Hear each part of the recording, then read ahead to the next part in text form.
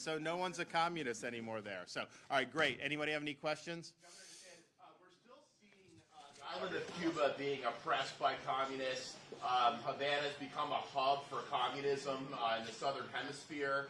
In 2021, we saw people rising up in Cuba. We saw people rising up here in Hialeah and Miami.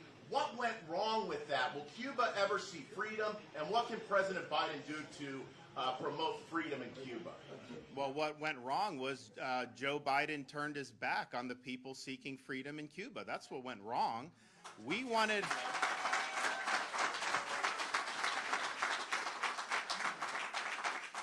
We worked with folks down here from the state of Florida.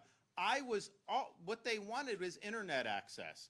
I was willing to do work if Elon Musk could do it. The problem is that you need the devices on the ground. So the best thing to do for internet are these balloons that go over and then it goes right to the device.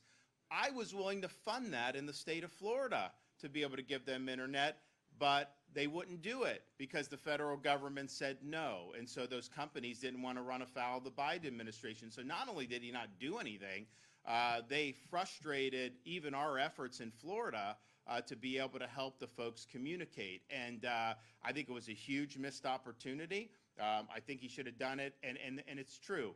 If you look, the Western Hemisphere, there are more leftist governments today than at the height of the Cold War in this hemisphere. And I include Canada as one of those governments.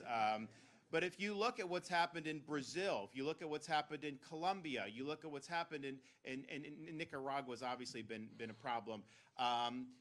This all emanates from Havana.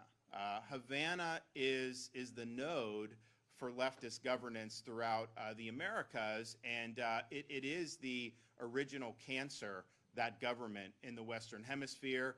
And I think our policy should be to side with the people that want to free Cuba and that no longer want to live under that tyranny. And Joe Biden missed a great opportunity to really do the bare minimum. It could have made a big difference. And so that I was willing to help.